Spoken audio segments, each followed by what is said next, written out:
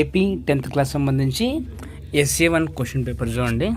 So ఇందులో వచ్చేసి మీకు చాలా అంటే చాలా ఇంపార్టెంట్ క్వశ్చన్స్ ఉంటాయి. సో దీన్ని కూడా ప్రిపేర్ చేసింది one of the government faculty.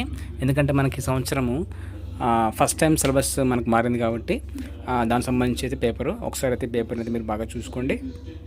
Paper వచ్చేసి అనండి మనకి. దాని గురించి చిన్న రిక్వెస్ట్, మీకు కనుక వీడియో ఇస్తే వీడియో లైక్ చేయండి, అలాగే ఛానల్ని సబ్స్క్రైబ్ చేసుకొని మాత్రం మర్చిపోవద్దు. అలాగే ఎవరికి అవసరం ఉందో తప్పకుండా షేర్ చేయండి.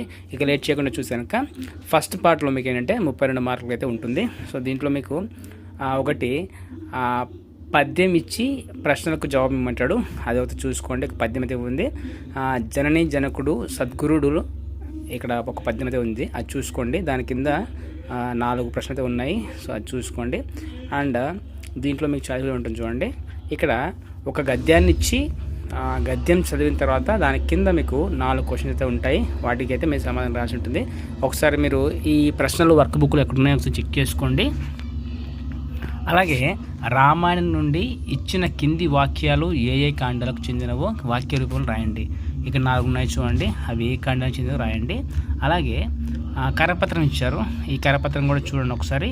ఈ కరపత్రం చదివి దాని కింద ఉండే ప్రశ్నలకి మీరు సమాధానం రాసి ఉంటుంది. సో వీడియోని అయితే పాస్ చేసుకుని చూస్తూ ఉండండి. అలాగే ఇక్కడ విభాగం 2 చూడండి, దీంట్లో కూడా 36 మార్కులు అయితే పేపర్ అయితే ఉంటుంది. ఇక్కడ 4-5 ప్రశ్నలు అయితే మీరు 4-5 వాక్యాల్లో అయితే సమాధానం రాసి ఉంటుంది. ఎర్రన గురించి రాయండి, వ్యాసం ప్రక్రియ గురించి రాయండి, దశరథ మహారాజా పాత్ర స్వభావం గురించి రాయండి. So each question carry 4 marks అనమాట. 3 4 12. ఇక్కడ మీకు 8 మార్క్ క్వశ్చన్లో వచ్చేసి మీకు చాయిస్ అయితే ఉంటుంది. విద్యావంతులు ఎటువంటి గుణాలు కలిగి ఉంటారు, లేదంటే ఆంగ్లేయుల నిరంకుశత్వ పాలనలో భారతీయుల పరిస్థితి మీ సొంత మాటలో రాయండి. ఇది general questions. And 9th one చూడండి, సీతారామ కళ్యాణమును మీ సొంత మాటలో రాయండి, లేదంటే రావణుడు మారీచుని సాయంతో సీతాదేవిని అపహరించిన వృత్తాంతాన్ని గురించి రాయండి. అదైనా 10th క్వశ్చన్ చూడండి, కౌశికుడు ధర్మ వ్యాధుల వృత్తాంతాన్ని సంభాషణ రూపంలో రాయండి, లేదా మీకు నచ్చిన ప్రకృతి దృశ్యాన్ని మీరు చూసిన అందమైన ప్రదేశాన్ని గురించి వర్ణించండి. ఇక్కడ మీకు జనరల్గా రాయడానికి ఎక్కువ స్కోప్ అయితే ఉంది. సో మీరైతే చూసుకోవచ్చు. గ్రామర్ పాయింట్ చూడండి, ఇక్కడ గ్రామర్ పాయింట్ అయితే 80% మిస్ చేసుకోవద్దు. ఖచ్చితంగా అయితే ఇందులోంచి ఎక్కువ స్కోప్ అయితే ఉంటుంది. నేను స్క్రోల్ డౌన్ చేస్తాను, ఇవన్నీ అయితే చూసుకోండి. దీనికి సంబంధించిన కీ కూడా మీకు నెక్స్ట్ వీడియో అయితే పెడతాను. And stay tune. ఇందులో మీకు ప్రతిభార్థాలు, ఉనార్థాలు, అర్థాలు, వ్యతిరేక భారత సందులు, సమాసాలు, తర్వాత కర్త కర్మ, ఇవన్నీ అయితే ఉంటాయి. సో ఇవన్నీ అయితే చూసుకోండి.